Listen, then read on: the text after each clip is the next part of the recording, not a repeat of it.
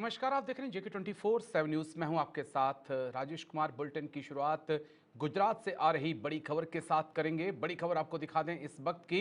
प्रधानमंत्री मोदी अहमदाबाद पहुंच चुके हैं। पीएम मोदी ने घटनास्थल का दौरा किया है। इस वक्त की बड़ी खबर, अहमदाबाद से सिविल हॉस्पिटल भी गए पीएम मोदी। बड़ी खबर आपको दिखा रहे हैं इस वक्त की। हॉस्पिटल में घायलों से मिले पीएम मोदी। कल अमित शाह ने भी किया था दौरा। इस वक्त की बड़ी खबर आपको दिखा रहे हैं। इस वक्त की बड़ी खबर, अहमदाबाद से पीएम मोदी ने घटनास्थल का दौरा किया है। सिविल हॉस्पिटल भी गए हैं पीएम मोदी। तो ये तस्वीरें आपको दिखा रहे हैं। सिविल हॉस्पिटल पहुंचे हैं प्रधानमंत्री मोदी। घटनास्थल का दौरा किया है पीएम मोदी ने। हालातों का जायजा लिया है, राहत बचाव कार्य का जायजा लिया है और घटनास्थल पे पहुंचे पीएम मोदी। ये तस्वीरें आप देख सकते हैं अहमदाबाद से, घटनास्थल से लाइव तस्वीरें। तो इस वक्त की बड़ी खबर आपको दिखा रहे हैं। कल गृह मंत्री अमित शाह भी पहुंचे थे और अब प्रधानमंत्री मोदी जो हैं घटनास्थल पर पहुंचे हैं। सीधी और लाइव तस्वीरें आपको दिखा रहे हैं। घटनास्थल से लाइव तस्वीरें। कल यहां पर विमान हादसा हुआ था जिसमें 300 के आसपास लोगों की मौत जो है वो हो चुकी है। कई लोग घायल हैं। घायलों से भी प्रधानमंत्री मोदी ने मुलाकात की है और ये तस्वीरें आपको हम दिखा रहे हैं घटनास्थल पर पीएम मोदी।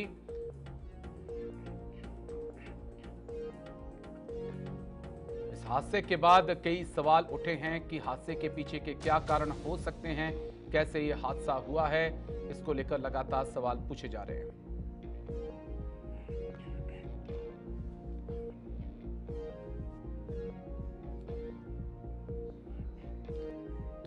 तस्वीरें सीधी अहमदाबाद से लाइव और सीधी तस्वीरें, जहां कल विमान हादसा हुआ था वहीं पर प्रधानमंत्री मोदी पहुंचे हैं और घटनास्थल का जायजा लिया है उन्होंने और समझने की कोशिश की है कि आखिरकार कैसे इतना बड़ा विमान हादसा हो गया है।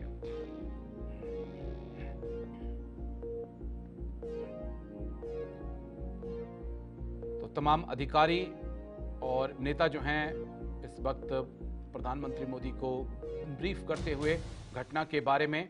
बहुत बड़ा हादसा, 300 के आसपास लोगों की कल मौत हुई थी और भारत के इतिहास में बहुत बड़ा हादसा है ये।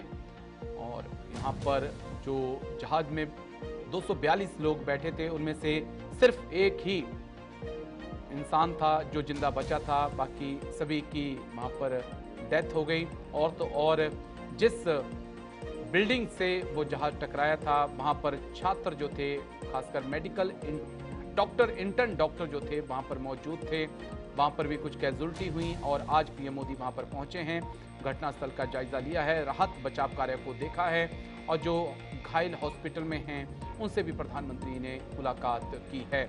बहुत बड़ा हादसा और बड़ा सवाल यही है कि किस कारण ये हादसा हुआ है।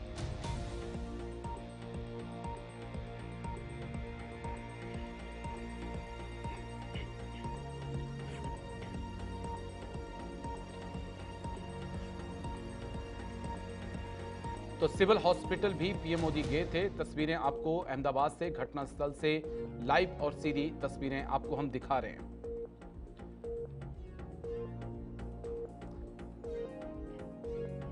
पीएम मोदी ने घटनास्थल का दौरा किया है।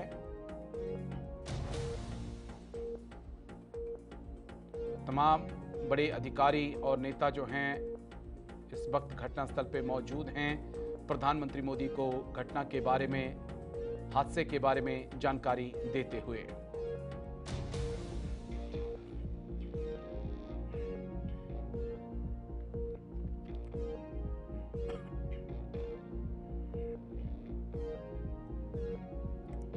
तो इस वक्त की बड़ी खबर हम आपको दिखा रहे हैं। ये अहमदाबाद से प्रधानमंत्री मोदी घटनास्थल पे पहुंचे हैं। लाइव और सीधी तस्वीरें हम आपको दिखा रहे हैं। हॉस्पिटल में घायलों से प्रधानमंत्री ने मुलाकात की है, जो लोग घायल हुए हैं घटना में, और घटनास्थल का जायजा लेते हुए पीएम मोदी सिविल हॉस्पिटल से लाइव और सीधी तस्वीरें, जहां पे पीएम मोदी को आप देख सकते हैं। तमाम टॉप जो अधिकारी हैं, लीडरशिप है, वो भी वहां पर मौजूद है। कल ही गृह मंत्री अमित शाह ने भी घटनास्थल का दौरा किया था, हालातों का जायजा लिया था। लेकिन घटना किस वजह से हुई, ये एक बहुत बड़ा सवाल है। जिसके जवाब का इंतजार किया जा रहा है कि कैसे इतना बड़ा विमान हादसा हो सकता है। फ्लाइट टेक ऑफ करने के सिर्फ 2 मिनट के अंदर अंदर फ्लाइट का क्रैश हो जाना कई सवाल खड़े करता है। सीधी और लाइव तस्वीरें हम आपको दिखा रहे हैं अहमदाबाद से, लाइव और सीधी तस्वीरें। तो ये तस्वीरें आप देख सकते हैं अहमदाबाद से लाइव और सीधी तस्वीरें हम आपको दिखा रहे हैं।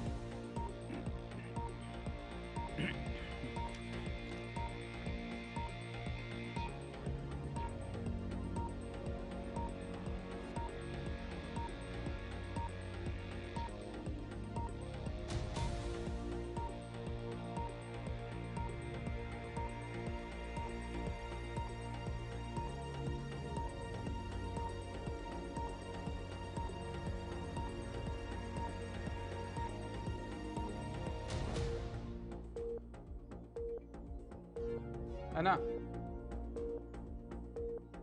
गृह मंत्री अमित शाह ने भी घटनास्थल का दौरा किया था।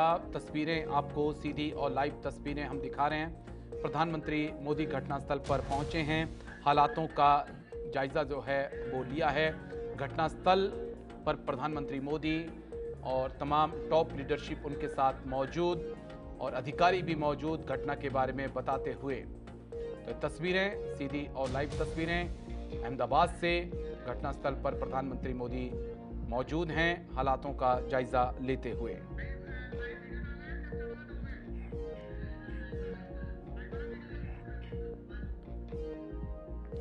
सिविल हॉस्पिटल में घायलों से भी प्रधानमंत्री मोदी ने मुलाकात की है और ये मेरे सहयोगी महिपाल मेरे साथ जुड़ चुके हैं। सीधा महिपाल के पास हम चलेंगे। महिपाल, प्रधानमंत्री मोदी घटनास्थल पर पहुंचे हैं, क्या अपडेट आपके पास है? क्या कुछ प्रधानमंत्री मोदी ने निर्देश दिए हैं और घटनास्थल और जो कल हादसा हुआ है उसके बारे में क्या कुछ अपडेट है? महिपाल, इस तरह से अभी जो कल प्लेन क्रैश हुआ था उसको मद्देनजर अमित शाह भी यहाँ आ चुके थे और सुबह 8:30 बजे नरेंद्र मोदी भी यहाँ पहुंचे और उन्होंने घटनास्थल का पूरा दौरा किया। पूरी घटनास्थल की जो जगह थी वहां देखा, जिस तरीके से प्लेन क्रैश हुआ था, कैसे हुआ था, ये सारी बातें यहाँ पे आधिकारिक लोग जितने भी थे उन्होंने ये पुष्टि की। साथ ही साथ में गृह मंत्री थे और यहाँ CM भी है, तो इन लोगों ने सब कुछ बताया। साथ ही साथ में उसके भी तो उसके बाद भी यहाँ जाते हैं तो जी और जितने भी लोग यहाँ पे इलाज करवा रहे थे, जो डॉक्टर्स थे इंटर्न पे, तो उन लोगों से भी उन लोगों को मिले और 10-15 मिनट के बाद में वो बाहर निकले। वहां पे DNA सेंटर पे भी गए और साथ ही साथ में जैसे कि जितने भी अधिकारी थे, यहाँ पे लोग थे, ये यहाँ के कमिश्नर है और पुलिस है, DGP है, उन सब लोगों के साथ में बात की और इस तरीके से जांच हो सके और ये जल्दी से जल्दी जितना भी नुकसान हुआ है कैसे ये पूरा का पूरा ठीक किया जाए।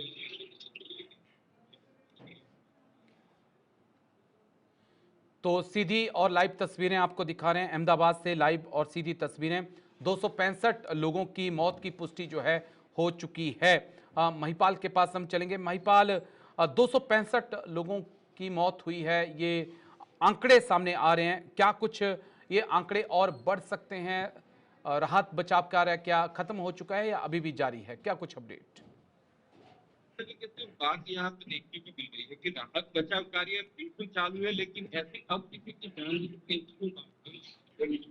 है जो बढ़ने की बात है वो बिल्कुल बढ़ सकता है। करीबन 300 के आसपास ये आंकड़ा जा सकता है, लोगों की मौत का आंकड़ा बिल्कुल जा सकता है। और ये चीजें जो है, जो यात्री थे प्लेन में सवार थे, बढ़ चुके हैं, लेकिन साथ में यहाँ पे जहाँ पे प्लेन टकराया था इंटर्न डॉक्टर रहते थे और दूसरे पे पीजी के यहाँ पे छात्र रहते थे, तो वहां पर भी प्लेन टकराया था, तो वहां पर भी हादसा हुआ था। तो उसकी वजह से वहां पर भी जान हानि देखी गई है, वहां पर भी कुछ जाने गई है और कुछ लोग अभी से घायल है और वो अपना इलाज करवा रहे हैं। तो साथ ही साथ में ये भी देखा गया है कि कुछ बॉडी की जो पहचान है वो की गई है और जो परिजन आए हुए थे उनको उनकी बॉडी भी दी गई है। यानी कि कुल मिला के ये सारी बातें भी हो रही है और लोग यहाँ पे 200 से भी ज्यादा लोगों ने यहाँ पे अपने DNA सैंपल दिए हैं। कुछ लोग अभी भी वेटिंग में बैठे हैं वो सैंपल देने के लिए। तो ये सारी कार्रवाई भी वहां पे चल रही है राजेश।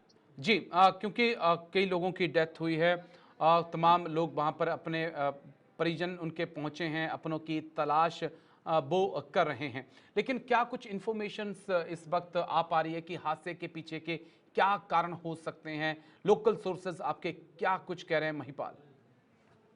लोकल सोर्सेज से ये बात सामने आ रही है कि कहीं न कहीं ये 2-5 यानी कि ये 1 हफ्ते पहले की बात है। ये एयरलाइन का टूटने वाली थी, तो 2 घंटे टेक्निकल प्रारूप की खामी की वजह से जो लेट थी 2 घंटे, यानी कि कहीं न कहीं ट्रेन में खामी थी। तो कहीं न कहीं कल भी जिस तरीके से खामी होगी, और एक बात के साथ साथ एक इमरजेंसी कॉल भी दिया था, पायलट ने 3 बार दिया था। इसके बाद में ये प्लेन क्रैश हुआ है, यानी कि कहीं न कहीं टेक्निकल खामी पकड़ती थी, लेकिन कहीं न कहीं इसको नज़रअंदाज किया, या फिर कहीं इसको सॉर्ट आउट, यानी उन्होंने इसको समाधान नहीं समझा, ऐसी बात सामने आ रही है। इसी की वजह से इतना बड़ा हादसा भी हुआ है। और दूसरी बात ये भी है कि ये जो इमरजेंसी कॉल देने के बाद में सेकंड इंजन चालू होना चाहिए था, लेकिन वो इंजन भी शुरू नहीं हुआ, और ये प्लेन वहाँ पे क्रैश हो गया। यानी कि कहीं न कहीं कुल मिला के जो ब्लैक बॉक्स मिलेगा, तब जाके ये बातें पूरी की पूरी सामने आएगी। फिलहाल तो ये सारी बातें जो सोर्सेज़ हैं वो बाहर आ रही है। राजन। जी, 1-2 पॉइंट और जो समझना ज़रूरी है क्योंकि इतने बड़े हादसे के बाद जो है, चलिए, अहमदाबाद एयरपोर्ट पर पीएम मोदी की बड़ी बैठक, बड़ी खबर इस वक्त की, पीएम मोदी कर रहे हैं समीक्षा बैठक। अधिकारियों के साथ पीएम मोदी कर रहे हैं मीटिंग। राहत और बचाव कार्यों को लेकर बड़ी बैठक जारी। अहमदाबाद एयरपोर्ट पर पीएम मोदी की बैठक, पीएम मोदी कर रहे हैं समीक्षा बैठक। अधिकारियों के साथ पीएम मोदी कर रहे हैं मीटिंग। राहत और बचाव कार्यों को लेकर बैठक जारी है।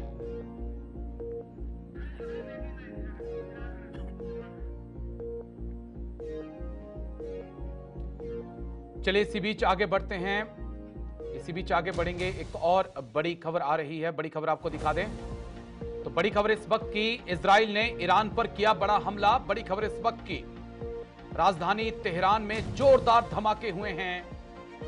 इस वक्त की बड़ी खबर, ईरान के चीफ ऑफ स्टाफ के भी मारे जाने की खबर है। इस वक्त की बड़ी खबर, हमले के बाद अमेरिका का बयान भी सामने आया है। बड़ी खबर इस वक्त की आपको दिखा रहे हैं, इजराइल ने ईरान पर किया बड़ा हमला। इस वक्त की बड़ी खबर आपको दिखा रहे हैं, इराक ने अपना एयर स्पेस किया बंद। तो बड़ी खबर इस वक्त की, इजराइल ने ईरान के हमले के बाद देश भर में इमरजेंसी लागू कर दी है। तो बड़ी खबर इस वक्त की आपको दिखा रहे हैं, तेहरान पर इजरायली कार्रवाई के बाद अमेरिका भी एक्शन में है। इस हमले में हमारी कोई भागीदारी नहीं है, अमेरिका ने कहा है। इराक ने अपना एयर स्पेस बंद कर दिया है। बड़ी खबर इस वक्त की, इजराइल ने ईरान पर हमले के बाद देश भर में इमरजेंसी लागू की। तेहरान पर इजरायली कार्रवाई के बाद अमेरिका का बयान, इस हमले में हमारी कोई भागीदारी नहीं है।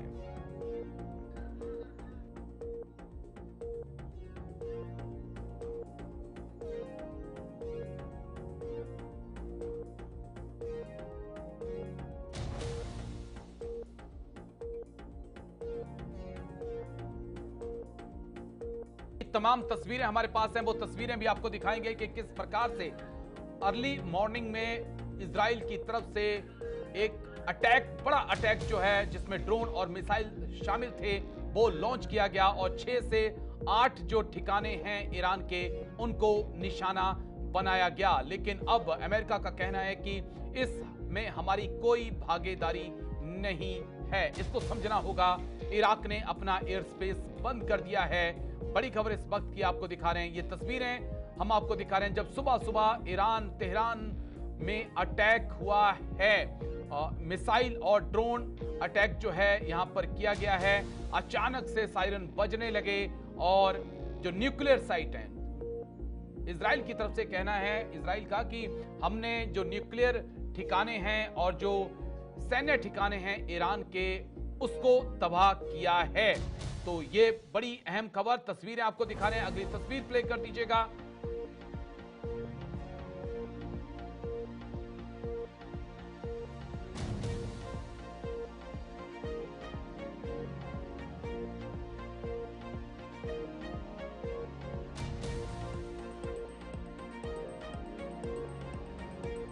कुछ और तस्वीरें भी हमारे पास हैं जहां पर आप देख सकते हैं कि किस प्रकार से धुआं उठता हुआ जहां जहां मिसाइल और ड्रोन अटैक हुए हैं वहां से धुआं निकलता हुआ ये तस्वीरें बयां कर रही हैं। और जहां पर कई जगह पर धमाकों के बाद आग लगी और ये तस्वीरें आप देख सकते हैं ईरान से तस्वीरें सामने आई हैं।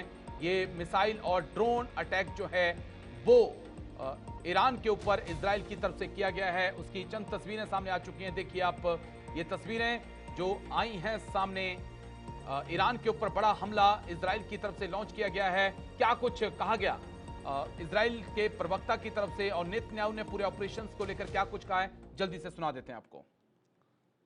For years, the Iranian regime has called for the destruction of the state of Israel, planning and advancing concrete military plans to do so. Over the past few months, intelligence has shown that Iran is closer than ever to obtaining a nuclear weapon. This morning, the IDF began preemptive and precise strikes targeting the Iranian nuclear program in order to prevent the Iranian regime's ability to build a nuclear bomb in the immediate time frame. We have no choice. We are operating against an imminent and existential threat. We cannot allow the Iranian regime to obtain a nuclear weapon that would be a danger to Israel and the entire world. This operation is for our right to exist here, for our future and for our children's future. The State of Israel has the right and the obligation to operate in order to protect its people and will continue to do so. The IDF conducted significant preparations for this operation. We are well prepared both in defense and offense to defend ourselves. The IDF will continue to defend the State of Israel. Moments ago, Israel launched Operation Rising Lion, a targeted military operation to roll back the Iranian threat to Israel's very survival. This operation will continue for as many days as it takes to remove this threat. For decades, the tyrants of Tehran have brazenly, openly called for Israel's destruction. They've backed up their genocidal rhetoric with a program to develop nuclear weapons. In recent years, Iran has produced enough highly enriched uranium for 9 atom bombs. 9. In recent months, Iran has taken steps that it has never taken before, steps to weaponize this enriched uranium. And if not stopped, Iran could produce a nuclear weapon in a very short time. It could be a year, it could be within a few months, less than a year. This is a clear and present danger to Israel's very survival. 80 years ago, the Jewish people were the victims of a Holocaust perpetrated by... बिल्कुल, जो Netanyahu ने कहा कि 7 से 9 nuclear हथियार जो हैं वो ईरान किसी भी वक्त बना सकता था, इसलिए जरूरी था कि ईरान की न्यूक्लियर साइट्स को तबाह कर दिया जाए। 2 खास मेहमान चर्चा में हमारे साथ जुड़ चुके हैं। जाने माने defence expert colonel Dinesh Sharma हमें ज्वाइन कर चुके हैं। बहुत बहुत शुक्रिया सर, थैंक यू। जय हिंद। Thank you sir. हमारे साथ डॉक्टर राम श्रीवास्तव विदेश मामलों के जानकार भी जुड़ चुके हैं। बहुत बहुत शुक्रिया डॉक्टर राम। जय हिंद। जय हिंद सर। आप दोनों के पास जाने से पहले, सवाल से पहले, मैं कुछ इंफॉर्मेशंस अपने दर्शकों तक पहुंचा देना चाहता हूं ताकि तस्वीर को और क्लियर किया जा सके, क्योंकि टॉप 4 जो मिलिट्री लीडरशिप है उसे खत्म किया जा चुका है। IRG के कमांडर जो हैं हुसैन सलामी, उनकी मौत की पुष्टि हो चुकी है। इस्लामिक रिवोल्यूशनरी गार्ड्स कोर के जो कमांडर थे, इसके साथ 2 प्रमुख परमाणु वैज्ञानिक मोहम्मद मेहदी तेहरानची और फरदून अवासी भी मारे जा चुके हैं। और साथ ही में ईरान के आर्मी चीफ मोहम्मद बाघेरी, इनकी भी मौत की पुष्टि हो चुकी है।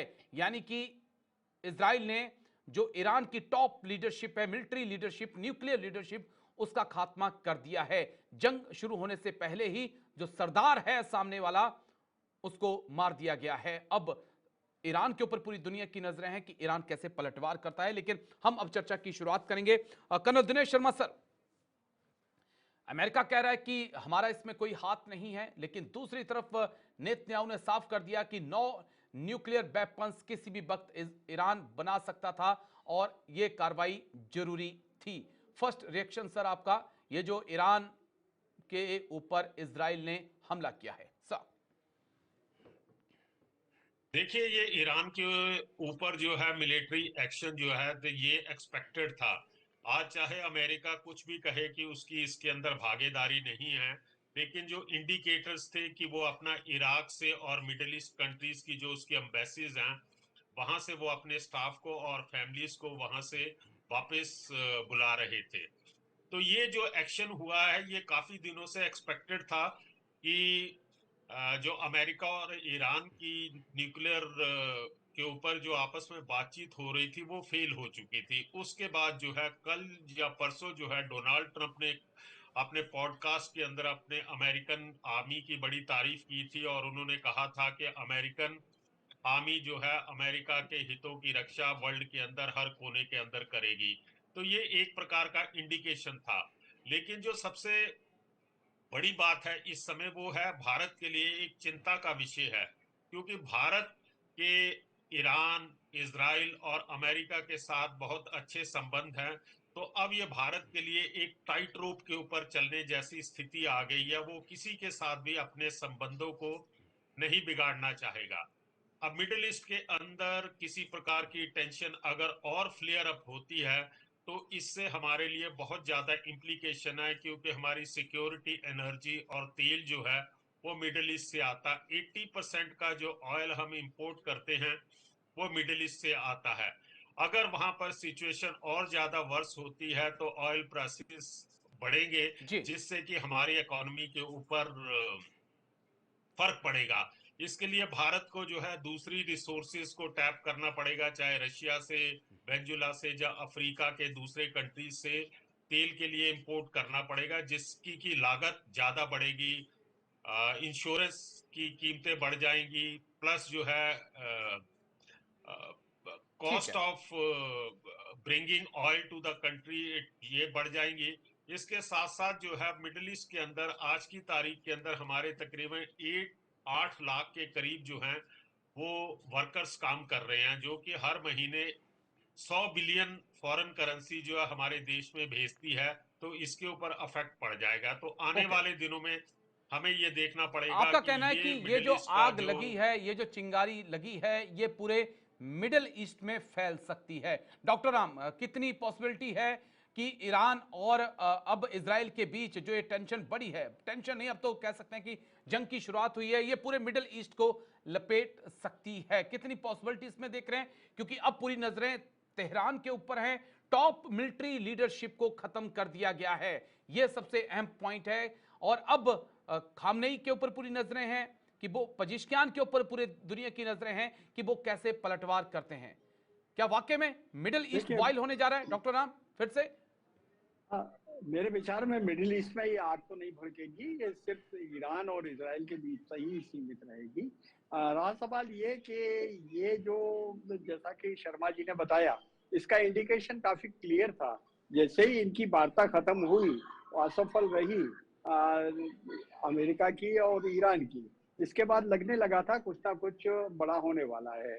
और बड़ा होने का सबसे बड़ा संकेत जो था कि इजराइल को इस बात का पूरा विश्वास है कि ईरान परमाणु हथियार बनाने के बिल्कुल मौके पर है, जी। और उसकी टेक्नोलॉजी अगर आई है तो वो पाकिस्तान से आई है। और तो ये भी संभव है कि इस मौके में पाकिस्तान के कुछ जो तकनीकी विशेषज्ञ हैं परमाणु हथियारों के, वो ईरान पहुंच जाएं और उनको सबको रोकने के लिए, या एटम बम उनको ट्रांसफर ना कर दें। इसलिए मुल्ला मुनीर को 14 जून के जो वहां पर आर्मी डे है उसके बहाने बुलाकर एक तरह से उनका डिजिटल अरेस्ट कर दिया गया है, जिससे कि इस बात की संभावना खत्म हो गई कि पाकिस्तान अपना किसी तरह का कंट्रीब्यूशन उनको ना कर सके। रहा सवाल ये कि ये युद्ध कितना भड़केगा, कितना ही भड़केगा, क्योंकि ईरान एकदम हक्का बक्का रह गया इस समय। उसको बिल्कुल अंदेशा नहीं था कि इस तरह का आक्रमण अचानक हो सकता है। जहां तक इंटरनेशनल एटॉमिक एनर्जी एजेंसी का सवाल है, उसके अध्यक्ष ने अभी इस बात की ताजा जानकारी दी है कि हमारे जो इंस्पेक्टर्स हैं वो ईरान में मौजूद हैं, उनसे उनका संपर्क है, क्योंकि जहां पर जो बिड कने करके जगह है ईरान की, जहां जी। भारी बमबारी की गई है, उस जगह पर जो है इनका जो हाई हाई प्रिसीशन इक्विपमेंट इकट्ठे हैं, जिससे कि वो अल्ट्रा सेंट्रीफ्यूज मशीन्स लगाकर यूरेनियम का जो उत्सर्जित जो यानी ठीक है। उसका यूरेनियम का परिष्कृत समूह इकट्ठा कर रखा है। एक बम बनाने के लिए कम से कम 12 किलो यूरेनियम परिष्कृत आवश्यक होता है। और इस समय जैसा कि नेतन्याहू ने कहा है, 9-10 के करीब उन्होंने तैयार कर लिए हैं। अब उनको डिटोनेटर की जरूरत है। जी। डिटोनेटर अगर पाकिस्तान सप्लाई कर देगा या किसी तरीके से करा देगा, तो निश्चित रूप से इजराइल के लिए ये जीवन मरण का प्रश्न हो जाएगा। लेकिन यही दो एक कारण टॉप है कि न्यूक्लियर, क्योंकि दो टॉप न्यूक्लियर साइंटिस्ट जिसमें वैज्ञानिक मोहम्मद मेहदी तेहरानची और फरदून अब्बासी की भी मौत की पुष्टि हो चुकी है। इसका मतलब न्यूक्लियर साइट के ऊपर सीधा अटैक हुआ है डॉक्टर राम, जैसा आप भी कह रहे हैं। बिल्कुल अटैक किया गया है न्यूक्लियर साइट्स को खत्म करने के लिए, लेकिन इंपॉर्टेंट चीज ये है कि न्यूक्लियर साइट्स जितनी भी हैं वो सब अंडरग्राउंड हैं, और अंडरग्राउंड में कितना डैमेज हुआ है इसका आकलन वहाँ की रेडियो एक्टिविटी मेजर करने के बाद ही एटॉमिक एनर्जी एजेंसी के लोग ही इसका पता लगा सकते हैं। लेकिन मुझे नहीं लगता कि उनके जो खास जो संग्रह है उस पर चोट पहुंची होगी। यही एक कारण है। ये लड़ाई थोड़ी लंबी चलेगी, इजराइल चलिए, अब और भी हमला तेहरान करेगा। के ऊपर पूरी नजरें हैं, क्या तेहरान एक्शन लेता है वो देखना होगा। लेकिन मैं कर्नल दिनेश शर्मा सर आपके पास आऊंगा। जो हमला हुआ है उसमें कहा जा रहा है कि F-35 का इस्तेमाल किया गया है, मिसाइलों का इस्तेमाल किया गया है, ड्रोन्स का इस्तेमाल किया गया है। और अगर एयर स्पेस की बात हम करते हैं कर्नल दिनेश शर्मा, तो कम से कम 2000 किलोमीटर से ज्यादा लंबा एयर स्पेस है ईरान और इजराइल के बीच में।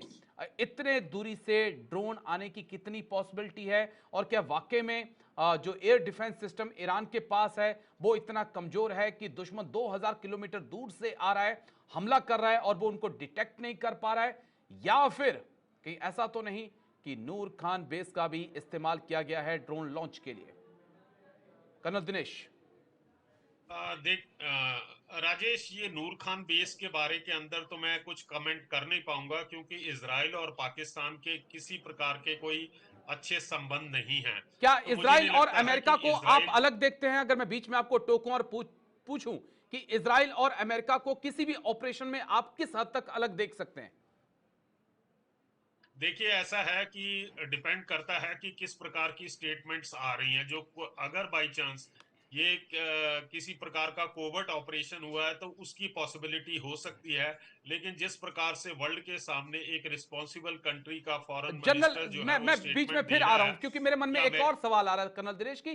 कर्नल दिनेश शर्मा सर, माफी चाहूंगा कि जिस प्रकार से जनरल मुनीर को अमेरिका बुलाना, उनकी जमकर तारीफ करना, 10 दिन पहले, 5-6 दिन पहले कोई इरादा अमेरिका का नहीं था, अचानक से यह बातचीत फेल होती है और जनरल मुनीर को लेकर उनका प्यार जागता है, उन्हें बाकायदा बुलाया जाता है, पाकिस्तान की तारीफें कशीदे पड़े जाते हैं।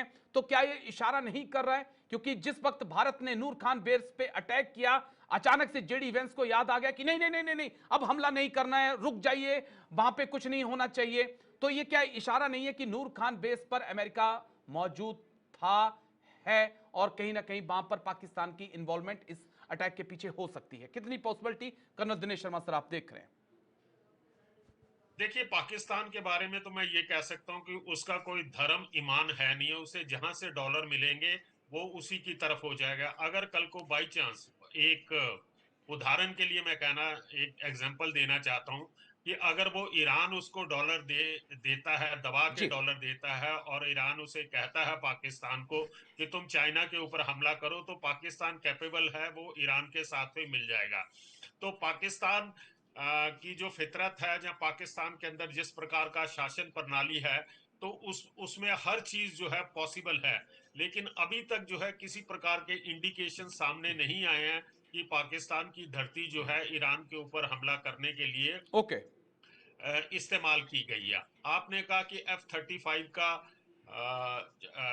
इस्तेमाल हुआ है, तो ये पॉसिबिलिटी हो सकती है, क्योंकि डोनाल्ड ट्रंप ने हाल ही के अंदर जितने भी खाड़ी के इंपॉर्टेंट कंट्रीज हैं उनके अंदर विजिट किया था, और वो एक प्रकार का इंडिकेशन था कि जितने जो इंपॉर्टेंट कंट्रीज हैं मिडिल ईस्ट के, वो अमेरिका जो है वो उन कंट्रीज को अपने साथ रखना चाहता है, ताकि आने वाले दिनों में अगर इजराइल और ईरान के बीच में किसी प्रकार की मिलिट्री अटैक होते हैं तो उस समय ये देश जो है तटस्थ रहे, वो किसी प्रकार से भी जो है कोई बीच में रुकावट ना पड़े। अगर F-35 से हमला हुआ है तो इजराइल के पास जो है एयर टू एयर फ्यूल भरने की क्षमता है, तो इट इज क्वाइट पॉसिबल कि बाकी जो मिडिल ईस्ट के कंट्रीज हैं उन्होंने डिस्क्रीटली जो है अपने एयर स्पेस को इस्तेमाल करने की इजाजत दी होगी, क्योंकि अगर इसराइल ने डायरेक्टली ईरान के ऊपर पहुंचना है एयर फाइटर एयरक्राफ्ट को ले जाने के लिए,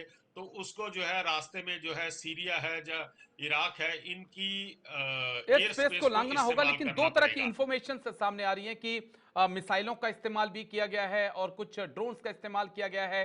कुछ जानकारी ऐसी आ रही है कि F-35 का भी इस्तेमाल किया गया है। डॉक्टर राव, मैं आपके पास आऊंगा। Isfahan, Natanz, Tehran, अराक, Kermanshah, Tabriz, ये वो जगह हैं जहां पर अटैक किया गया है। लेकिन थोड़ी देर पहले सर्वोच्च नेता ईरान के खामनेई भी सामने आए थे और उन्होंने कहा कि अब बदला लेना ही पड़ेगा, ये जंग हमारे ऊपर थोपी गई है। क्या वाकई में ईरान जा सकता है एक बड़े अटैक के लिए, क्योंकि पूरी दुनिया की नजरें इसी बात पे हैं कि अब ईरान क्या करेगा? डॉक्टर राम। ईरान जो है मिसाइल से अटैक कर सकता है, उसके पास इतनी हवाई क्षमता नहीं है कि वो जाकर इसराइल के ऊपर किसी तरह जी। अटैक करे। रहा सवाल यह, इराक ने अपनी जो एयर स्पेस है बंद कर दी है। और ये भी नोट करने की चीज है कि अमेरिका के 2 विमान जहाज पोत जो हैं उस खाड़ी के समय में मौजूद हैं। और निश्चित रूप से इसराइल के ऊपर अगर अटैक होता है तो इनडायरेक्टली या डायरेक्टली अमेरिका को उसको प्रोटेक्ट करना पड़ेगा। और यहाँ सवाल ये कि पाकिस्तान की भूमिका क्या हो सकती है। पाकिस्तान की सबसे बड़ी भूमिका जो थी वो ये थी कि वो अपने एटम बम जो है या उसकी टेक्नोलॉजी, क्योंकि एनरिच यूरेनियम के बाद जो जरूरत पड़ती है डिटोनेटर की, अगर वो डिटोनेटर सप्लाई कर दे तो उससे रोकने के लिए उन्हें मुल्ला मुनीर को लेकर वहां डिजिटल अरेस्ट कर रखा है। उनका कोई संपर्क इस समय पाकिस्तान में नहीं है, जहां ठहरे हैं वहां उनको जमर लगा दिए गए हैं। अब सवाल ये उठता है कि आगे क्या होगा। आगे निश्चित रूप से ईरान को अपनी प्रतिष्ठा मेंटेन करने के लिए जी। रिटेलिएट तो करना पड़ेगा, लेकिन अरब के दूसरे देश जो हैं इसमें चुपचाप चश्मदी रहेंगे, क्योंकि उनके सामने एक सीधा प्रश्न है कि अगर उन्होंने किसी तरह से भी ईरान की मदद की या अपना रोल अदा किया तो ये मानकर चलिए कि इजराइल उनको भी नहीं छोड़ेगा। और अरब के दूसरे देश जो हैं इतनी प्रगति कर चुके हैं कि वो कभी नहीं चाहेंगे उनके यहाँ विनाश हो। यही एक कारण है कि ये जो होगा वो सीमित युद्ध होगा, इजराइल और ईरान के बीच में होगा। और निश्चित रूप से ईरान को इसमें मुंह की खाना पड़ेगी, क्योंकि ईरान के पास जो सबसे बड़ी शक्ति है वो जी। सिर्फ ये एक धमकाता रहता था कि हमारे पास परमाणु बम बनाने की पूरी क्षमता आ चुकी है, और उसी को इतने दिनों से अमेरिका लेकिन ड्रोन पावर, समझा बहुत बड़ी बुझाकर ड्रोन उसको। पावर ईरान को भी माना जाता है। कर्नल दिनेश शर्मा, ईरान को माना जाता है कि वो टर्की के बाद एक बहुत बड़ी ड्रोन पावर है और उसके पास काफी अच्छे क्वालिटी के ड्रोन्स हैं। क्या उनका इस्तेमाल किया जा सकता है? मिसाइलों को लेकर चाइना से कुछ मिसाइलें जो हैं वो ईरान पहुंची हैं पिछले 1-2 साल के अंदर। क्या उन मिसाइलों का इस्तेमाल किया जा सकता है? क्योंकि यहां पर ईरान पर भी ये प्रेशर है, खामनेई के ऊपर भी प्रेशर है कि कोई इस अटैक में आम पब्लिक के भी मारे जाने की खबरें आ रही हैं और आपकी टॉप मिलिट्री लीडरशिप को खत्म कर दिया है। तो खामनेई ना तो चुप बैठ सकते हैं, ना ही पेजिशकियान चुप बैठ सकते हैं। जवाब तो उनको देना होगा। लेकिन दूसरा सवाल यह भी आ जाता है कि इराक ने कहा कि हमारा एयर स्पेस बंद है, यानी कि अब ना तो वहां से ईरान जा सकता है ना इजराइल आ सकता है। क्या ऑप्शंस आप देख रहे हैं sir? Colonel Dinesh Sharma sir. जी जी, देखिए मैं एक बात से तो सहमत हूँ, डॉक्टर राम सर ने जो बताया है कि अब इस समय जो है ईरान की ये रेपुटेशन की बात है कि वो रिटेलिएट करेगा। कब करेगा, कैसे करेगा, ये आने वाले दिनों में आ जाता है। रिटेलिएट तो ईरान को करना पड़ेगा, क्योंकि उसने जो है अपनी पॉपुलेशन के ऊपर भी एक प्रकार का जो है इम्प्रेशन बनाना। अगर वो रिटेलिएट नहीं करता है तो वहां पर बड़े ब्राइट चांसेस हो जाते हैं कि ईरानियन पॉपुलेशन जो है वो प्रेजेंट रजीम के अगेंस्ट खड़ी हो जाए। ये एक एस्पेक्ट है। दूसरा एस्पेक्ट हम बात कर रहे थे कि पाकिस्तान जो है डेटोनेटर दे सकता है। आप जी पाकिस्तान के अलावा भी तो और ऑप्शन आप देख सकते हैं, क्योंकि आज की तारीख के अंदर ईरान, रशिया, चाइना और नॉर्थ कोरिया, इनका एक प्रकार का डायरेक्ट और जी इनडायरेक्ट एक प्रकार का अलायंस बना हुआ है। तो अगर पाकिस्तान नहीं देता है तो ईरान के पास ऑप्शन है कि वो नॉर्थ कोरिया को भी अप्रोच कर सकता है, वो चाइना भी उसको डिस्क्रीटली जो है हैंड ओवर कर सकता है, क्योंकि चाइना जो है, चाइना की हमेशा से पॉलिसी रही है कि वो डायरेक्टली किसी भी कंफ्लिक्ट के अंदर जो है वो इन्वॉल्व नहीं होता, वो जी पीछे से मदद करता है। तो ऐसी हालत में वो कर सकता है। अब ये आने वाले दिनों में देखा जाएगा, क्योंकि ये बहुत बड़ी एक प्रकार की एक मतलब बेइज्जती की बात है कि आप ईरान की टॉप लीडरशिप को और जो न्यूक्लियर साइंटिस्ट हैं उनको जो है आपने टारगेट करके उनको एलिमिनेट कर दिया है। तो पूरी आर्मी के अंदर या जो साइंटिफिक कम्युनिटी है उनके अंदर भी एक प्रकार से रोष है, चाहे वो इंडियन आर्मी है या किसी और देश की आर्मी है, ईरान की आर्मी है। तो देखिए, अगर उनके आप सर्वोच्च मिलिट्री कमांडर को एलिमिनेट करते हैं तो एक प्रकार का गुस्सा, एक प्रकार का विरोध सामने आ जाता। आप देख लीजिए आपके देश के अंदर जो है गलवान वैली के अंदर क्या हुआ था, जिस समय बिहार रेजिमेंट के सीओ लेट कर्नल सुरेश की जब जी डेथ हो गई थी, उसके बाद जो है उस कंपनी ने या उस बिहार की बटालियन ने किस प्रकार से रिटेलिएट किया था, ये तो एक छोटे लेवल के ऊपर था। लेकिन ईरान के मामले में तो उनका जो आईआरसीजी का कमांडर है और उनकी ईरानियन आर्मी का जो कमांडर है, जो सुप्रीम मिलिट्री लीडर है, उनको एलिमिनेट कर दिया गया है। तो इस हालत के अंदर आर्मी की तरफ से भी प्रेशर होगा ईरानियन ठीक है लीडरशिप के ऊपर कि हमें सूनर और लेटर जो है एक रिटेलिएट करना पड़ेगा। अब वो रिटेलिएशन के लिए अगर आज की तारीख के अंदर देखते हैं तो ईरान जो है इसकी मिसाइल कैपेबिलिटी बहुत आला दर्जे की है, ड्रोन कैपेबिलिटी बहुत आला दर्जे की है। तो मेरा ये मानना है कि ईरान जो है मिसाइल से और ड्रोन के साथ जो है वो हमला करेगा, लेकिन इसके साथ साथ जो है वो अमेरिका के जितने भी वहां पे नवल बेसिस हैं जी। मिलिट्री मिडिल ईस्ट के अंदर, उनको भी वो तो लेकिन टारगेट फिर कर अगर सकता है। ये लेकिन पॉइंट बड़ा जो अहम रेस फर्स्ट किया आपने कि अगर अमेरिका के एयर बेसिस के ऊपर निशाना साधा जाता है, अमेरिका कह रहा है कि मेरी कोई इन्वॉल्वमेंट नहीं है इसमें, लेकिन अगर ईरान यहां पर अमेरिकी एयर बेसिस या जो उनके मिलिट्री बेसिस हैं उसको टारगेट करता है तो अमेरिका के पास भी वो ऑप्शन होगा। अमेरिका भी इसी का इंतजार कर रहा है कि आप एक बार छेड़िए तो सही, फिर हम छोड़ेंगे नहीं। Colonel Dinesh Sharma sir. हाँ जी, देखिए ईरान के लिए मेरी असेसमेंट के मुताबिक आज की तारीख में करो या मरो, ये वाला उनके पास अभी जो ऑप्शन बचा हुआ है। देखिए, ईरान की लीडरशिप को कोई एक्शन लेना पड़ेगा, क्योंकि अदरवाइज अमेरिका या मिडिल ईस्ट या वेस्टर्न वर्ल्ड क्या चाहता है, वो चाहते हैं कि ईरान के अंदर जो है मिसाइल वो ईरान के अंदर जो है रजीम को चेंज किया जाए। तो ऐसी हालत के अंदर अमेरिका जो है वो भी घात लगाकर बैठा हुआ है कि ईरान की तरफ से किसी किस्म का छोटा सा भी रिटेलिएशन आए और हम उसके ऊपर फुल फ्लेज वॉर करें। लेकिन अगर दो कंट्री अमेरिका और इजराइल डायरेक्टली उसके ऊपर हमला करते हैं तो वर्ल्ड का ओपिनियन जो है वो अलग प्रकार से जाएगा। तो मुझे नहीं लगता है कि लेकिन मैं दोनों एक देश पॉइंट जो है और जोड़ना चाहता हूं। डायरेक्टली। चलिए, मैं माफी चाह रहा हूं, बीच में रोक रहा हूं आपको। हादसे में बचे एक यात्री की पहली प्रतिक्रिया सामने आ चुकी है।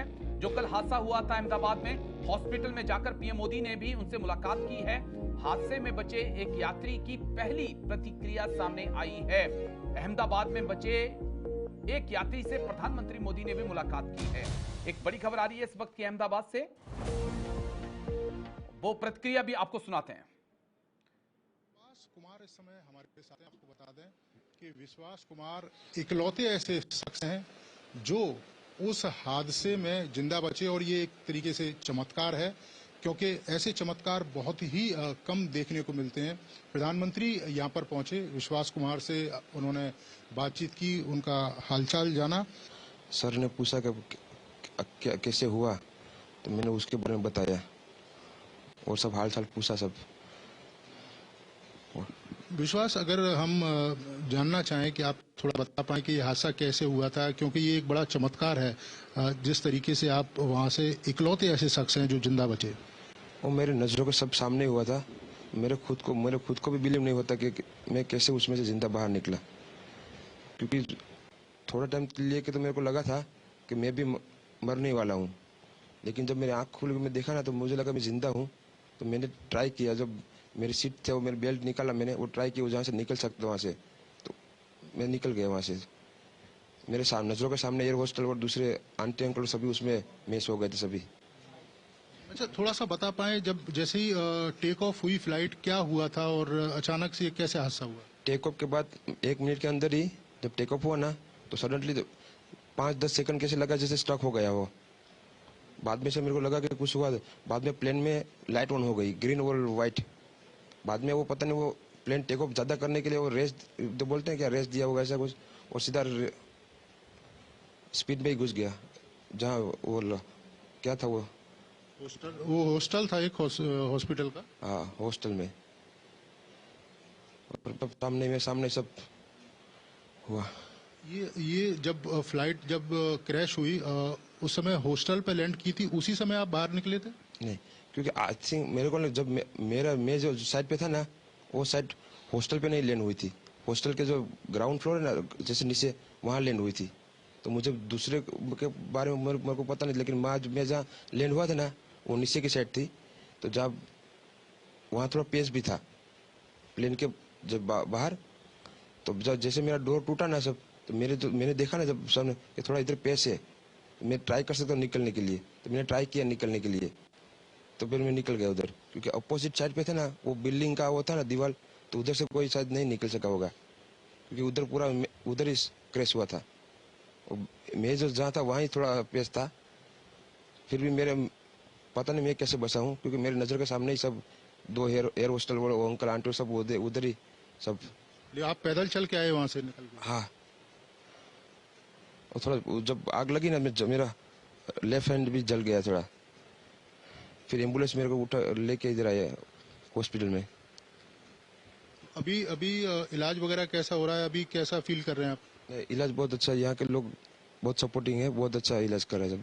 ये आपने देखा विश्वास कुमार, जो इकलौते शख्स थे जो इस हादसे में जिंदा बचे थे। प्रधानमंत्री यहाँ पर पहुंचे घायलों को देखने के लिए, क्योंकि जब हवाई जहाज क्रैश हुआ उसके आसपास भी कई सारे लोग थे जो घायल हुए थे, जिनका इलाज अहमदाबाद के सिविल हॉस्पिटल में चल रहा है।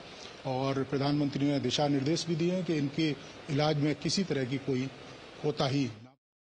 हादसे में बचे एक यात्री की पहली प्रतिक्रिया हमने आपको दिखाई है। मुझे नहीं पता मैं कैसे बचा, विश्वास ने कहा, और सब कुछ मेरी नजरों के सामने हुआ। विश्वास, कुछ समझ नहीं आया कि कैसे हुआ है। ये पहली प्रतिक्रिया जो है सामने आई है। हादसे में बचे एक यात्री की पहली प्रतिक्रिया सामने आ चुकी है।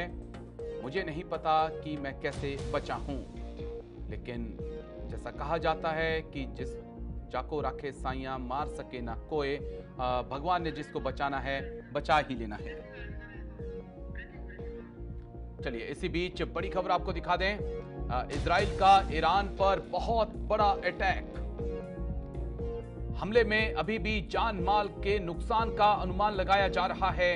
हमले में सेना प्रमुख तक मारे जा चुके हैं।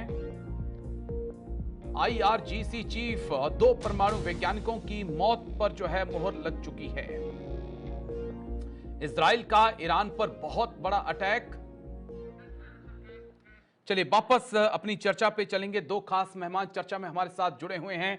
कर्नल दिनेश शर्मा सर हमारे साथ जुड़े हुए हैं, डॉक्टर राम श्रीवास्तव भी हमारे साथ जुड़े हुए हैं। डॉक्टर राम, जो पॉइंट मैं आपसे समझना चाहूंगा, क्रोनोलॉजी को अगर हम समझते हैं तो IAEA की टीम का ईरान जाना, फिर इस प्रकार की खबरें आना कि इजराइल की जो न्यूक्लियर साइट हैं उसकी जानकारी जो है वो ईरान तक पहुंच चुकी है, और ईरान के चीफ के टेबल पर कहां-कहां इजराइल ने परमाणु बम रखे हैं वो ईरान के आर्मी चीफ को पता है। उनके टेबल पर पूरा मैप रखा हुआ है। उसके बाद नेतन्याहू डोनाल्ड ट्रंप की बातचीत होना 40 से 45 मिनट तक। डोनाल्ड ट्रंप का यह कहना कि आप ईरान के ऊपर हमला नहीं करेंगे। उसके बाद अगले 24 घंटे के अंदर अंदर डोनाल्ड ट्रंप की स्टेटमेंट आना कि ईरान को किसी भी हालत में परमाणु बम नहीं बनाने दिया जाएगा, नहीं का मतलब नहीं, और ठीक 24 घंटे के अंदर अंदर इजराइल का ईरान के न्यूक्लियर साइट और मिलिट्री स्टेशंस के ऊपर अटैक करना। क्या ये क्रोनोलॉजी साफ बता रही है कि अमेरिका और इजराइल मिलकर पूरे ऑपरेशन को अंजाम दे रहे हैं? डॉक्टर राम श्रीवास्तव।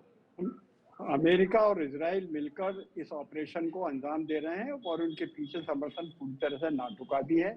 नाटो के लोग भी जो है इस पर नजर रखे हुए हैं और निश्चित रूप से सब एक ही थैली के छत्ते बट्टे हैं। रहा सवाल ये ऐसा सब कुछ क्यों हो रहा है?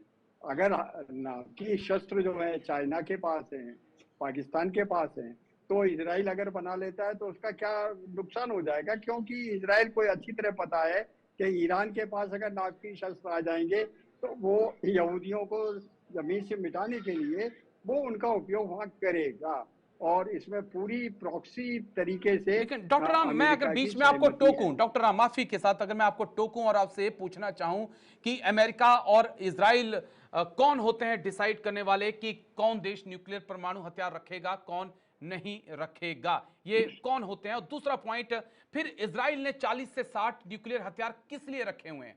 वो भी तो समझना होगा। क्या ये दुनिया के लिए बेटर नहीं होगा कि इजराइल भी अपने हथियार छोड़े और ईरान भी ना बनाए? दुनिया ईरान के परमाणु हथियारों पे बात करती है, लेकिन कोई ये बात क्यों नहीं करता कि इजराइल ने जो परमाणु हथियार रखे हैं वो किसके लिए रखे हैं? देखिए, सद्दाम हुसैन को जब मारा गया था तब क्या कहा गया था कि वेपन्स ऑफ मास डिस्ट्रक्शन है, मिले क्या? नहीं मिले। लेकिन इराक को उन्होंने निस्ताबूत करके पूरे इराक पर एक तरह से आज भी उनका कब्जा है। उनकी टर्म्स एंड कंडीशन इस तरह की हैं, हमने तुम्हारे ऊपर 300 मिसाइलें छोड़ी थी, उनका खर्चा इतना है और उन खर्चे के हिसाब से उतना तेल हमको ले जाइए, और भर भर के ले जा रहे हैं। लीबिया क्या क्या हुआ? यही हुआ। असली में देखा जाए तो ये परमाणु हथियार का तो एक बहाना है, एक दुनिया को दिखाने का एक नजारा है।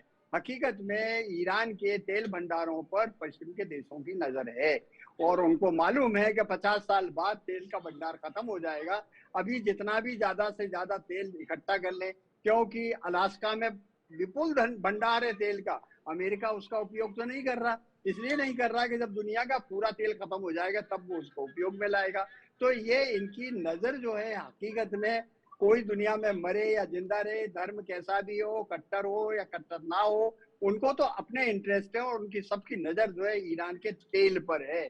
और यही एक कारण है कि ये परमाणु हथियारों का एक बहाना मात्र है, जैसा कि वहां पर सद्दाम हुसैन के time weapons of mass destruction का एक बहाना मात्र था। रहा सवाल ये आगे क्या होगा, आगे ये समय बताएगा। ये कि निश्चित मानिए इस समय रूस जो है अपनी उलझनों में उलझा हुआ है। चीन कभी भी खुलकर मैदान में नहीं आता, उसकी हिम्मत नहीं है। उसको तो इस समय नजर लगी हुई है कि गाजा में जो नुकसान हुआ है उसको अटाले को वसूल करके मैं ले जाऊं और मुझे ठेके मिले। They are interested only in contract, और यही एक कारण है कि चाइना का भी इन्वॉल्वमेंट कम होगा। रहा सवाल उत्तरी कोरिया के जिम साहब का, उनकी तो पोजीशन ये है कि वो तो अपने आप में मस्त है, उनको दुनिया से कोई लेना देना नहीं है। हाँ, रूस अगर कहेगा कि चलो यहाँ पर जाकर डंडा मार दो तो जरूर मार देगा। तो देखिएगा, इस समय वर्ल्ड पॉलिटिक्स इतनी टिपिकल है, इसमें हर देश को अपने बलबूते पर सरवाइव करने की चलिए, जरूरत कुछ है। तस्वीरें सामने आई हैं, एक और तस्वीर सामने आ रही है डॉक्टर राम, मैं उसके बाद आपके पास आऊंगा। जल्दी से उस तस्वीर को प्ले करिए। हमले की कुछ और तस्वीरें सामने आ रही हैं। ये तस्वीर भी हमले की सामने आई है, जहां पर कहा जा रहा है कि एक हॉस्पिटल के ऊपर जो है, राहगीर हॉस्पिटल है, उसके ऊपर जो मिसाइल अटैक हुआ है। उसके बाद जो सीसीटीवी से तस्वीरें आई हैं वो हम आपको दिखा रहे हैं। बहुत जबरदस्त मिसाइल हमला था जो किया गया है। उसके बाद काफी ज्यादा डिस्ट्रक्शन जो है, नुकसान जो है वो पहुंचा है। हॉस्पिटल के बारे में जानकारी आ रही कि हॉस्पिटल को जो है यहाँ पे निशाना बनाया गया था। और ये तस्वीरें जहां पर सीसीटीवी उसका जो है वो सामने आया है। हमले के वक्त काफी नुकसान वहां पर पहुंचा है। तस्वीरें आपको दिखा रहे हैं हम, हमले के बाद की तस्वीरें, ईरान के अंदर की तस्वीरें, जहां पर काफी ज्यादा नुकसान जो है वो पहुंचा है। लोग अपने काम में लगे थे, अर्ली मॉर्निंग का वक्त था और किसी को अंदाजा नहीं था कि अटैक जो है इजराइल की तरफ से आ रहा है। सभी अपने अपने कामों में जुटे थे, कुछ लोग सो रहे थे, कुछ अर्ली मॉर्निंग में जाग चुके थे। और लेकिन उसी वक्त जो है इजराइल की तरफ से ईरान पर मिसाइल और ड्रोन अटैक आता है, और वो तस्वीरें भी हम आपको दिखा रहे हैं। तो ये अब मिडिल ईस्ट में क्या होने वाला है, इसके ऊपर पूरी दुनिया की नजरें बनी हुई हैं, और इसी को हम समझने की कोशिश भी कर रहे हैं कि इजराइल ने एक बार फिर से ईरान को चौंकाया है। लेकिन क्या वाकई में ईरान के पास इतनी कैपेसिटी है, इतनी टेक्नोलॉजी है कि वो इजराइल को इसका जवाब दे सकता है, वो भी उस वक्त जब मिडिल ईस्ट के कई देशों ने जो है अपने एयर स्पेस को बंद कर दिया है। हमले में भारी जानमाल के नुकसान का अनुमान है, और क्या वाकई में एक बड़ी जंग की तरफ ईरान जा सकता है, इसको समझना होगा, क्योंकि जो नुकसान हुआ है वो काफी बड़ा नुकसान है। 2 top military leader, army chief और IRGC का जो चीफ हैं, उनकी मौत हो चुकी है। 2 परमाणु वैज्ञानिक जो हैं उनकी मौत हो चुकी है। कर्नल दिनेश शर्मा सर, मैं आपके पास आऊंगा। पूरी दुनिया की नजरें खामनेई ईरान के ऊपर ही हैं कि अब ईरान क्या कार्रवाई करता है, क्योंकि उसके बाद ही ये डिसाइड होगा कि क्या वाकई में ये जंग आगे बढ़ सकती है या यहां पर रुक जाएगी। पिछली बार भी जब हमने देखा था कि ईरान के ऊपर अटैक हुआ था, ईरान ने एक वक्त लिया था, और एक वक्त के बाद जो है कई ड्रोन्स और मिसाइल लॉन्च किए थे और इजराइल के खिलाफ, जिन्हें रास्ते में ही यूरोप के देशों ने तबाह कर दिया था। इस बार क्या कुछ हटकर देख रहे हैं आप? क्या ईरान एक सीमित रिएक्शन देगा, या अब जो रिएक्शन होगा वो बड़ा होगा, क्योंकि नुकसान बड़ा हुआ है? Colonel Dinesh Sharma sir. देखिए, इमीडिएट रिटेलिएटरी एक्शन तो ईरान करेगा नहीं, क्योंकि वो सिचुएशन को समझेगा, अपना रिव्यू ऑफ सिक्योरिटी करेगा और दोबारा जो है अपने आप को जो है वो थोड़ा सा एडजस्ट करेगा, और उसके बाद जो है वो रिटेलिएटरी एक्शन करेगा। जैसा मैंने पिछले सेगमेंट के ऊपर बताया था कि ईरान के लिए इस समय एक प्रेस्टीज इशू बन चुका है, क्योंकि उसे अपनी इंटरनल पॉपुलेशन जो है उसको भी सेटिस्फाई करना, और साथ के साथ जो है उसने अपनी एक इंटरनेशनल लेवल के ऊपर उसकी जो इमेज है उसको भी बरकरार रखना है। अगर वो एक्शन नहीं लेता है इजराइल के खिलाफ, तो उसकी रेपुटेशन के ऊपर फर्क पड़ेगा, और जो उसकी प्रॉक्सीज हैं, हालांकि अभी हमास और हिजबुल्लाह का कोई ज्यादा जी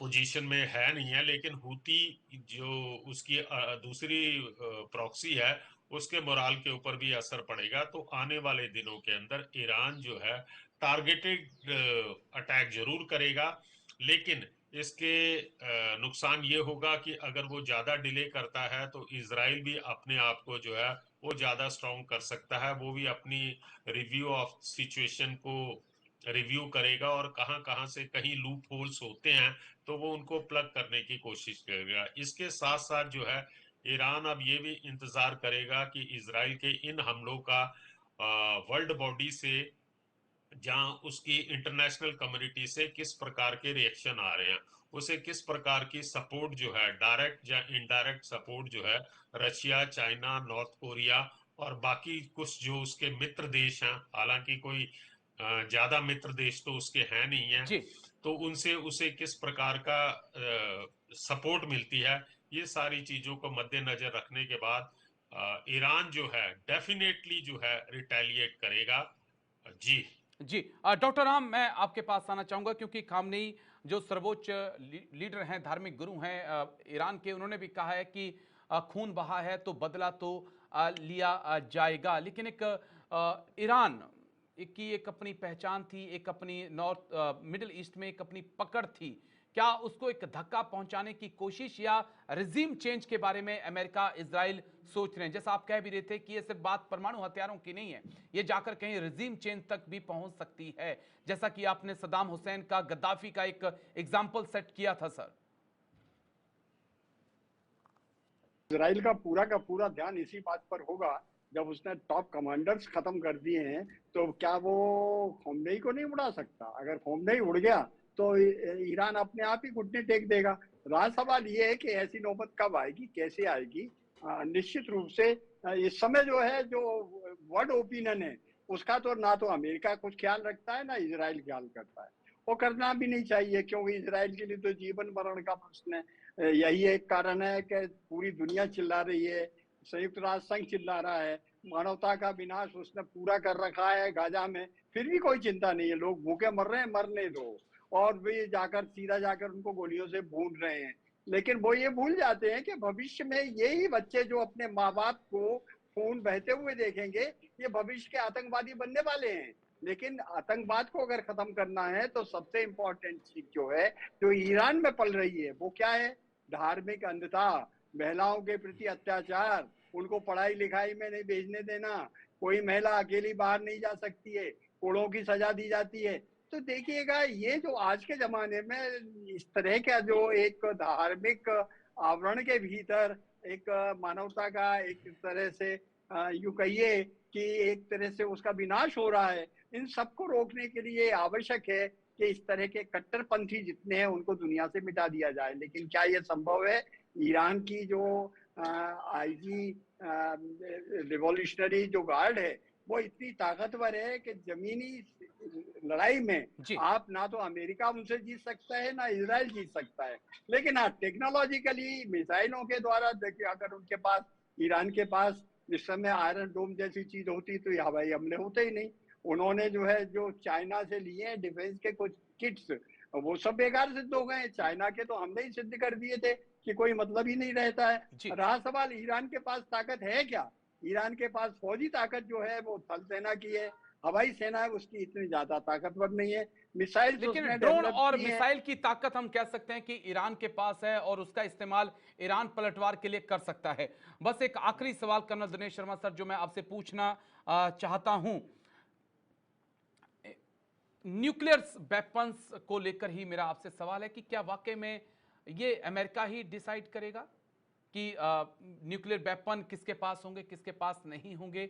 और जब इजराइल रख सकता है तो ईरान क्यों नहीं रख सकता है? या तो इजराइल से न्यूक्लियर वेपन्स को खत्म कराइए, ईरान से भी खत्म कराइए। खुद आपके पास 4000 न्यूक्लियर वॉरहेड हैं। सुनिए सर, बस लास्ट पॉइंट की, आपके पास 3-4 हजार वॉरहेड हैं न्यूक्लियर वेपन्स के, लेकिन दूसरा ना रखे।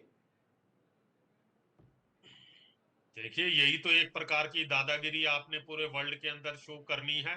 आपने जैसा कि पिछले सेगमेंट के अंदर मैंने आपको बताया, हमने डिस्कस किया था कि इराक के अंदर ये क्या कि इराक के पास जो वेपन ऑफ मास डिस्ट्रक्शन है, आप वहां पर चले गए, आप कोई ना कोई बहाना ढूंढते हैं, लेकिन उस बहाने के पीछे जो होता है वो आपका अपना वेस्टेड इंटरेस्ट होता है। बिल्कुल, मैं आपकी बात से पूरी तरह से सहमत हूं कि अगर इजराइल रख सकता है, अमेरिका रख सकता है, फ्रांस रख सकता है, यूके रख सकता है, तो ईरान को क्या प्रॉब्लम है?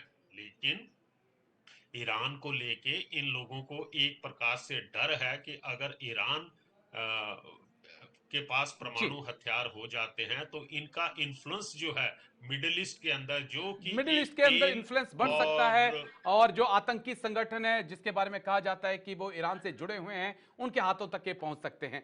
समय का अभाव है, लेकिन बहुत बहुत शुक्रिया कर्नल दिनेश शर्मा सर, बहुत बहुत शुक्रिया डॉक्टर राम श्रीवास्तव जी आपका हमारे साथ जुड़ने के लिए। इजरायली हमले में कौन कौन मारा गया है आपको बता दें।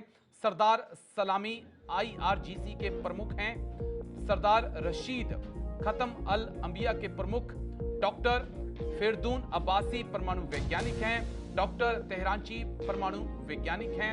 ये टॉप लीडरशिप है जो IRGC के कमांडर, आर्मी चीफ ईरान के, और 2 टॉप परमाणु वैज्ञानिक जो हैं वो इस स्ट्राइक में मारे गए हैं। और यहीं से हमारा सवाल उठ रहा है कि क्या ईरान खामोश यहां पर रह सकता है इतने नुकसान के बाद? एक्सपर्ट्स का कहना है कि नहीं, ईरान खामोश नहीं रह सकता है, लेकिन ईरान इंतजार करेगा कि सही वक्त आने पर सही जगह जो है इजराइल को जवाब दिया जाए।